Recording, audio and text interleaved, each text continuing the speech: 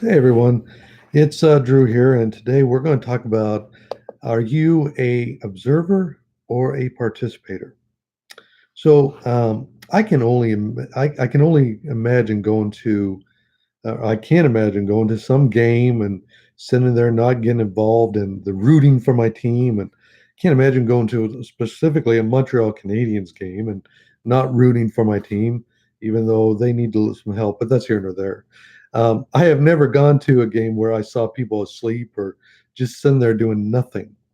Um, they Somebody was always doing something. You always heard somebody whistling or hooting or whatever.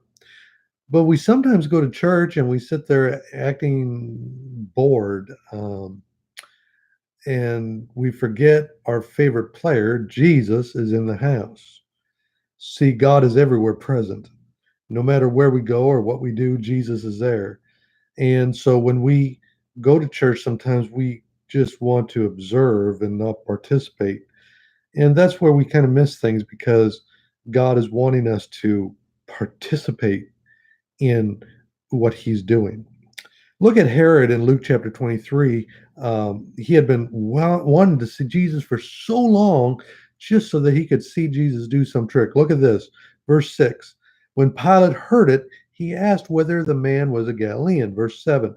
And when he learned that he belonged to Herod's jurisdiction, he sent him to Herod, who himself also was in Jerusalem at the time.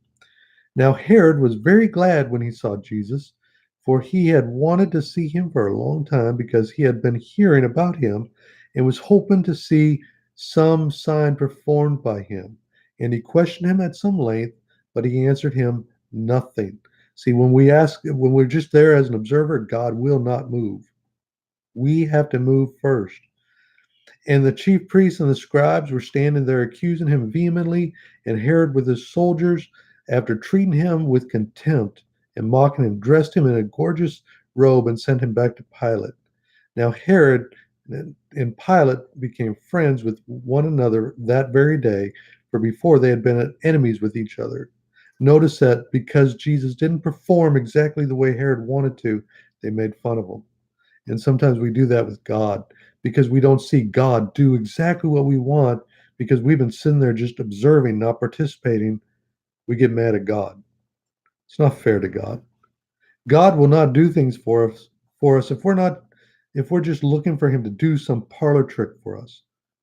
But if we get involved with Jesus and fall in love with him and believe in his greatness, knowing that he is able to do anything that we need and not just what we want, then he will step on the scene and come to our rescue. So today, don't just be an observer, be a participator with God. Be a participator with what he's wanting to do. Get involved with Jesus. Y'all have a great day. I'll see y'all tomorrow.